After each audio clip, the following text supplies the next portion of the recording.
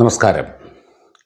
നമ്മൾ കഴിഞ്ഞ ദിവസം ക്രയോജനിക് എൻജിൻ എങ്ങനെയാണ് പ്രവർത്തിക്കുന്നത്, എന്താണ് ക്രയോജനിക് എൻജിൻ, എങ്ങനെയാണ് ഒരു ക്രയോജനിക് എൻജിൻ ഭാരം കൂടിയ ഉപഗ്രഹങ്ങളെ നിശ്ചിത ഭ്രമണപഥത്തിലെത്തിക്കുന്നത് എന്നെല്ലാം വിശദമായി തന്നെ ചർച്ച ചെയ്തിരുന്നു. ഇന്ന് വരെ മനുഷ്യൻ ഉണ്ടാക്കിയിട്ടുള്ളതിൽ വെച്ച് ഏറ്റവും സങ്കീർണമായ സാങ്കേതിക വിദ്യകളിൽ ഒന്നാണ് ക്രയോജനിക് എൻജിൻ. ഭാരതം ആ ടെക്നോളജിയിൽ മാസ്റ്റർ ചെയ്തിട്ടുമുണ്ട്. അപ്പോൾ ഇവിടെ ഉണ്ടാകുന്ന ന്യായമായ മറ്റൊരു സംശയമുണ്ട്. ഇത്ര സങ്കീർണമായ ഒരുപാട് സാങ്കേതിക വൈദഗ്ധ്യം ആവശ്യമുള്ള റോക്കറ്റ് ടെക്നോളജിയിൽ, ക്രയോജനിക് ടെക്നോളജിയിലൊക്കെ പ്രാവീണ്യം നേടിയ ഒരു രാജ്യത്തിന് എന്തുകൊണ്ട് ഒരു വിമാന എൻജിൻ, ഒരു ജെറ്റ് എൻജിൻ ഉണ്ടാക്കാൻ കഴിയുന്നില്ല? ഭാരതത്തിൻ്റെ തേജസ് യുദ്ധവിമാനങ്ങളിൽ ഇപ്പോഴും ഉപയോഗിക്കുന്നത് ഇറക്കുമതി ചെയ്ത എൻജിനാണ്. കഴിഞ്ഞ 10-25 വർഷമായി വളരെ കഷ്ടപ്പെടുകയാണ് ആ തേജസ്സിലേക്ക് ആവശ്യമായ ഒരു എൻജിൻ ഉണ്ടാക്കാൻ. ആ കാവേരി എൻജിന് പുറകിലുള്ള സ്ട്രഗിള് ഇപ്പോഴും തുടരുകയാണ്. അപ്പോൾ ക്രയോജനിക് എൻജിൻ ഉണ്ടാക്കിയ നാടിന് എന്തുകൊണ്ടൊരു വിമാന എൻജിൻ ഉണ്ടാക്കാൻ സാധിക്കുന്നില്ല എന്നത് ഒരു ന്യായമായ സംശയമാണ്. Every action there is an equal and opposite reaction.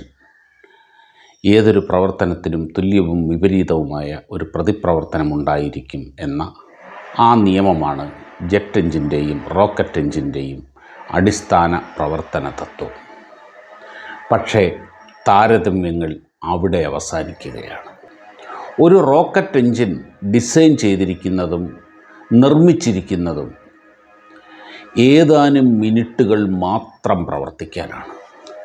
കുറഞ്ഞ സമയത്തിൽ അതിഭീമമായ ഒരു എനർജി, ഒരു ത്രസ്റ്റ് ക്രിയേറ്റ് ചെയ്ത് ആ 10-15 മിനിറ്റ് പ്രവർത്തിച്ച് അതവിടെ അവസാനിക്കും.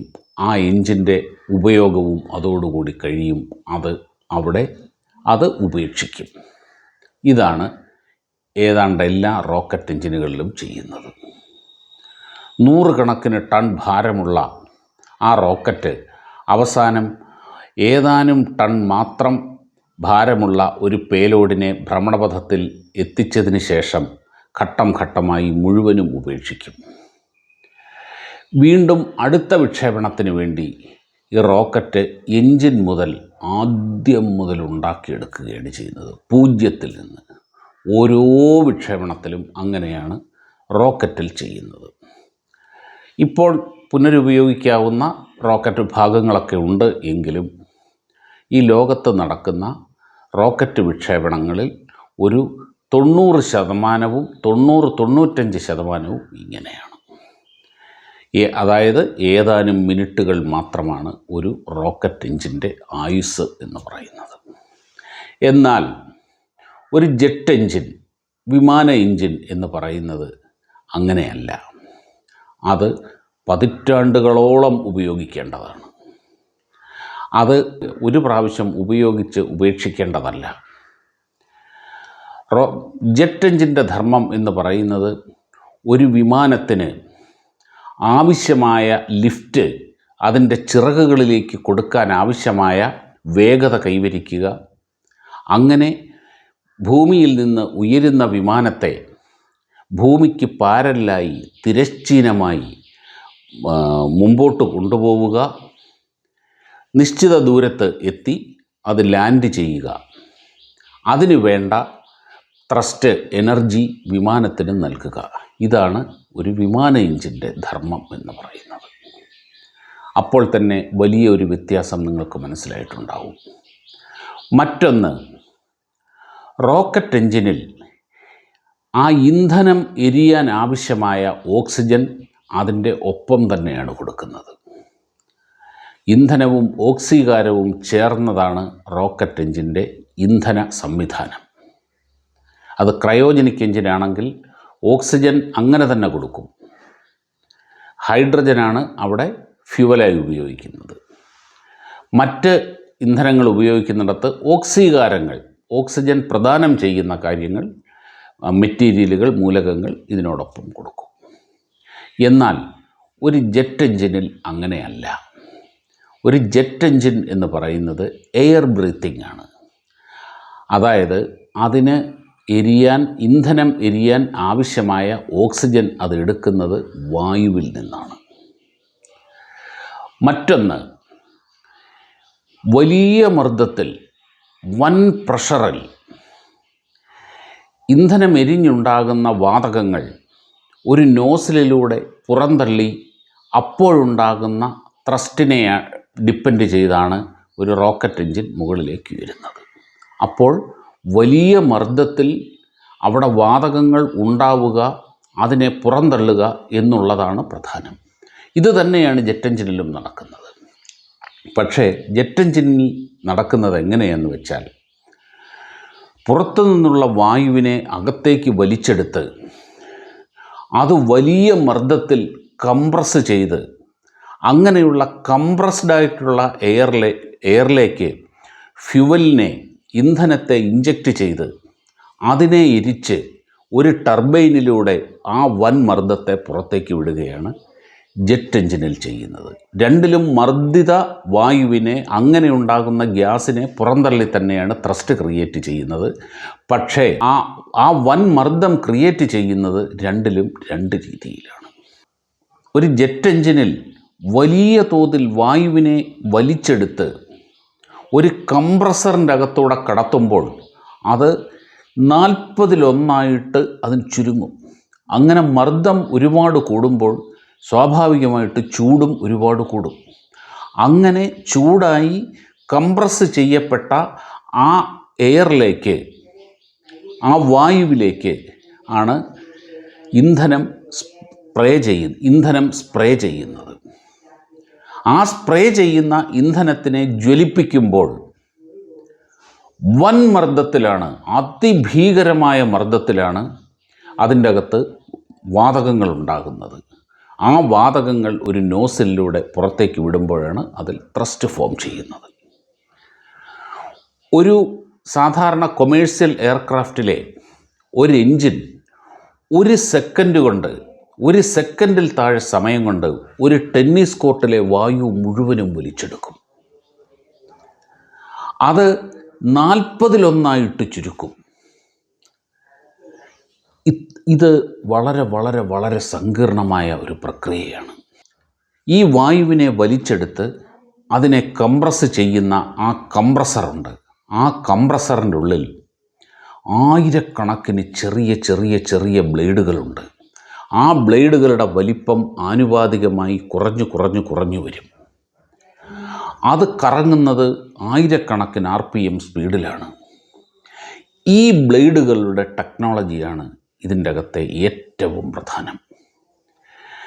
ഈ ഉയർന്ന RPMൽ, ഉയർന്ന ടെമ്പറേച്ചറിൽ ഈ ബ്ലേഡുകൾ കറങ്ങുമ്പോൾ ആ ബ്ലേഡിൻ്റെ ഘടനയ്ക്കോ അതിൻ്റെ കോമ്പോസിഷനോ അതിൻ്റെ മോളിക്കുലാർ സ്ട്രക്ചറിനോ ഒരു തകരാറും വരാൻ പാടില്ല, ഒരു മാറ്റവും വരാൻ പാടില്ല. ആ മെറ്റലർജി, ആ ലോഹശാസ്ത്രം ലോകത്തിൽ വളരെ അപൂർവം കമ്പനികൾക്ക് ഉള്ളൂ. ഇപ്പോൾ ആ ഒരു ബ്ലേഡ് അഴിച്ചെടുത്ത് അത് ഒരു എക്സ്റേ സ്പെക്ട്രോമീറ്ററോ വല്ലതും വെച്ച് നോക്കിക്കഴിഞ്ഞാൽ അതിൻ്റെ അകത്തെ ആ അലോയിയുടെ കോമ്പോസിഷൻസ് എന്താണെന്ന് മനസ്സിലാകും. ഏതൊക്കെ മെറ്റലുകൾ എത്രയൊക്കെ അളവിൽ അതിൽ ഉപയോഗിച്ചിരിക്കുന്നു എന്ന് മനസ്സിലാക്കാൻ കഴിയും. പക്ഷേ അതുണ്ടാക്കിയെടുത്ത ഒരു രീതിയുണ്ട്, അതാണ് മെറ്റലർജി എന്ന് പറയുന്നത്. ആ മെറ്റലർജി ആർക്കും അറിയാൻ കഴിയില്ല. ഉദാഹരണത്തിന് ഞാനൊരു കാര്യം പറയാം. നമ്മുടെയൊക്കെ വീട്ടിൽ നമ്മുടെ അമ്മയും മുത്തശ്ശിമാരുമൊക്കെ നല്ല രുചികരമായ ഭക്ഷണങ്ങൾ ഉണ്ടാക്കുന്നുണ്ട്. ഉദാഹരണത്തിന് അവിയൽ മലയാളിയുടെ ഏറ്റവും പ്രധാനപ്പെട്ട ഒരു ഭക്ഷണമാണ്.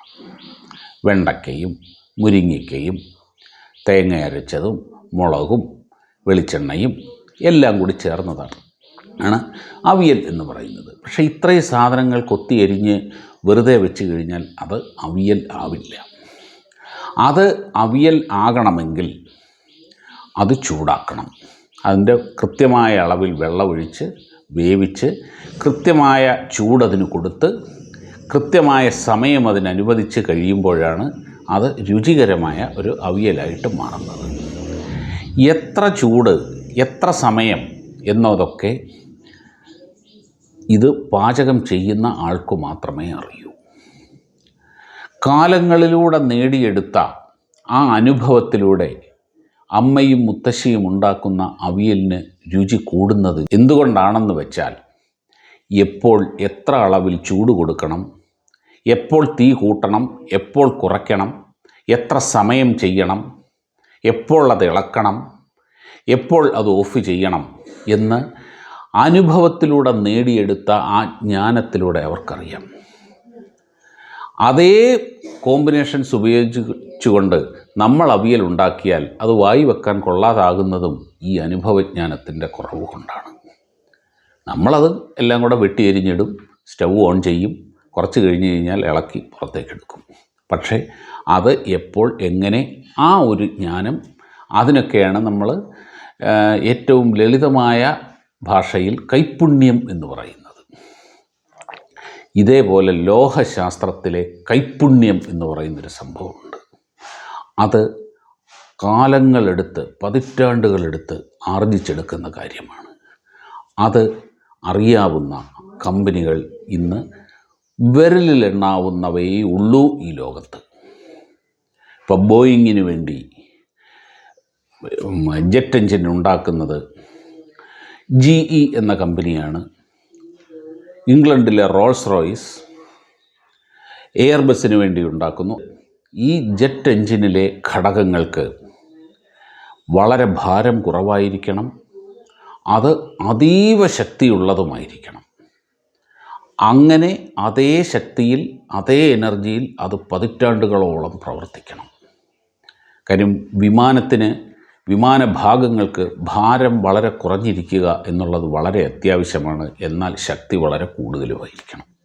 ഈ ലോഹശാസ്ത്രം, ഈ മെറ്റലർജി ആർജിക്കാൻ കഴിയുക എന്ന് പറയുന്നത് അത്ര എളുപ്പമല്ല.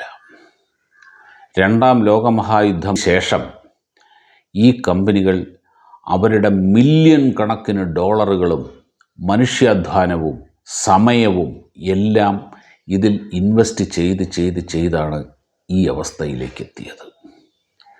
ഈ കാരണം കൊണ്ട് തന്നെയാണ് ലോകം മുഴുവനും നിങ്ങൾ നോക്കിക്കോളൂ, കൊമേഴ്സ്യൽ എയർക്രാഫ്റ്റിൽ, കൊമേഴ്സ്യൽ എയർലൈൻസുകളിൽ 90-95% ഒന്നുകിൽ അത് ഫ്രാൻസിലെ എയർബസ് ആയിരിക്കും, അല്ലെങ്കിൽ അത് അമേരിക്കയിലെ ബോയിങ് ആയിരിക്കും. അവരാണ് ഈ മേഖലയിൽ ഏറ്റവും കൂടുതൽ ഇൻവെസ്റ്റ് ചെയ്തത്. അവരാണ് ഈ മേഖലയിൽ ഏറ്റവും കൂടുതൽ മനുഷ്യാധ്വാനം നടത്തിയത്.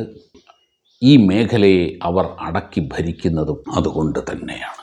1980കളിലാണ് നമ്മുടെ തേജസ് പദ്ധതി ആരംഭിച്ചത്. അന്ന് മുതൽ ആ യുദ്ധവിമാനത്തിൻ്റെ ഏറ്റവും പ്രധാനപ്പെട്ട ഭാഗമായ കാവേരി എൻജിൻ ഡെവലപ്പ് ചെയ്യാനുള്ള ശ്രമങ്ങളും നടക്കുന്നു. എൻജിനൊക്കെ ഡെവലപ്പ് ചെയ്തു, പക്ഷേ അതിന് ഭാരം വളരെ കൂടുതലായിരുന്നു. ഭാരം കൂടുതലാകുമ്പോൾ ഈ വിമാനത്തിൻ്റെ പെർഫോമൻസിനെ അത് ബാധിക്കും. ഭാരം കുറയുമ്പോൾ എൻജിൻ്റെ പെർഫോമൻസ് കുറയുന്നു. ഇത് രണ്ടും കൂടി ഒന്നൊരുമിച്ച് കൊണ്ടുപോകാൻ വേണ്ടിയിട്ടുള്ള പെടാപ്പാടിലാണ് ഇപ്പോൾ ഹിന്ദുസ്ഥാൻ എയറോനോട്ടിക്സും DRDOയും. കുറച്ചുകൂടെ സമയമെടുത്തേക്കും. സമയമെടുത്ത് മാത്രമേ അത് ആ അവസ്ഥയിലേക്ക് എത്താൻ കഴിയുകയുള്ളൂ. എന്നാൽ ഒരു റോക്കറ്റ് എഞ്ചിനെ സംബന്ധിച്ചിടത്തോളം അതിനിത്തിരി ഭാരം കൂടി എന്നുള്ളതൊന്നും വലിയ വിഷയമല്ല. കാരണം അത് വളരെ ഹ്യൂജായിട്ടുള്ള ഒരു സ്ട്രക്ചറാണ്. അത് ഏതാനും നിമിഷങ്ങൾ എങ്ങനെ അത് കത്തിച്ചത് ഉപേക്ഷിക്കാവുന്നതുമാണ്. എന്നാൽ സാധാരണ മനുഷ്യരെയും സാധാരണ മനുഷ്യൻ്റെ ജീവിതത്തിൻ്റെയും ഭാഗമായ ഒരു വിമാനത്തിന് ആ രീതിയിലുള്ള റിസ്കുകൾ എടുക്കാൻ കഴിയില്ല. അവിടെ അതിൽ രോഗികൾ സഞ്ചരിക്കും, പ്രായമായവർ സഞ്ചരിക്കും, കുട്ടികൾ സഞ്ചരിക്കും, വളരെ സാധാരണക്കാർ വളരെ സാധാരണ രീതിയിൽ കൈകാര്യം ചെയ്യുന്ന അങ്ങനെയുള്ള വ്യോമയാന മേഖലയിൽ ഉപയോഗിക്കുന്ന ടെക്നോളജികൾക്ക് വിദഗ്ധർ മാത്രം കൈകാര്യം ചെയ്യുന്ന റോക്കറ്ററിയിലെ ടെക്നോളജികൾ അഡോപ്റ്റ് ചെയ്യാൻ കഴിയില്ല. അതിൻ്റെ അകത്തെടുക്കുന്ന സമീപനങ്ങൾ എടുക്കാൻ കഴിയില്ല. അപ്പോൾ മറ്റൊരു ചോദ്യം വരാം. ഈ എൻജിനുകൾ അഴിച്ചെടുത്ത് അതൊന്ന് റിവേഴ്സ് എൻജിനീയറിങ്ങിലൂടെ പുതിയ വേറൊരു എൻജിൻ ഉണ്ടാക്കാൻ കഴിയില്ലേ എന്ന്. ഈ ജ്ഞാനം എന്ന് പറയുന്ന സാധനം അതൊരിക്കലും റിവേഴ്സ് എൻജിനീയറിങ്ങിലൂടെ കിട്ടുന്ന കാര്യമല്ല. റിവേഴ്സ് എൻജിനീയറിങ്ങിലൂടെ വലിയ വലിയ ടെക്നോളജികൾ നിമിഷ നേരം കൊണ്ട് സ്വന്തമാക്കുന്ന ആ കഥകളൊക്കെ അപസർപ്പക നോവലുകളിലും കോട്ടയം പുഷ്പനാഥിൻ്റെ രചനകളിലുമൊക്കെ നടക്കുകയുള്ളൂ. പ്രായോഗിക ലോകത്ത് അത് നടക്കില്ല. Reverse എൻജിനീയറിങ്ങിൻ്റെ ആശാന്മാരാണ് China. അവർ എത്രയോ കാലമായി ശ്രമിക്കുന്നു, നടന്നിട്ടില്ല, നടക്കില്ല. അത് 0 മുതൽ മനുഷ്യാധ്വാനവും പണവും സമയവും അതിൽ ചെലവഴിച്ച് വളരെ വലിയ കഠിനാധ്വാനത്തിലൂടെയും സ്ഥിരോത്സാഹത്തിലൂടെയും മാത്രമേ നല്ല ഒരു ടെക്നോളജി അക്വയർ ചെയ്യാൻ കഴിയുകയുള്ളൂ. പ്രത്യേകിച്ച് ജെറ്റ് എൻജിൻ പോലെയുള്ള അപൂർവമായ സങ്കീർണമായ ടെക്നോളജികൾ. തീർച്ചയായും ഭാരതത്തിനും ഇത് ചെയ്യാൻ കഴിയുമായിരുന്നു. അത് എന്തുകൊണ്ട് കഴിഞ്ഞില്ല എന്നതിനും ഉത്തരം ഇതുതന്നെയാണ്. നമ്മൾ ആ മേഖലയിൽ സീരിയസായി ശ്രമിച്ചിട്ടില്ല. 80കൾക്ക് ശേഷമാണ് നാം അത് ശ്രമിക്കാൻ തുടങ്ങുന്നത് തന്നെ. അതുകൊണ്ട് തന്നെ സ്വാഭാവികമായി അതിന് ഇത്രയും സമയവും എടുക്കും. അതേസമയം മറ്റുള്ള കമ്പനികൾ, അമേരിക്കയിലെയും ഫ്രാൻസിലെയും റഷ്യയിലെയും ഒക്കെ കമ്പനികൾ, ആ ശാസ്ത്രജ്ഞർ ഒരു 60-70 വർഷമായി ഈ ടെക്നോളജിയുടെ പുറകിലാണ്. അങ്ങനെ അത്രയും സമയമെടുത്താണ് അവർ അതിൽ എക്സ്പെർട്ടൈസ് ചെയ്തത്. അങ്ങനെ സമയമെടുത്ത് കാത്തിരുന്ന് കഠിനാധ്വാനം നടത്തി നേടേണ്ട ഒരു ടെക്നോളജിയാണ് ജെറ്റ് എൻജിൻ ടെക്നോളജി. അത് ഭാരതത്തിന് അച്ചീവ് ചെയ്യാൻ ഇനിയും സമയമെടുക്കും എന്നതാണ് യാഥാർത്ഥ്യം. നമസ്കാരം.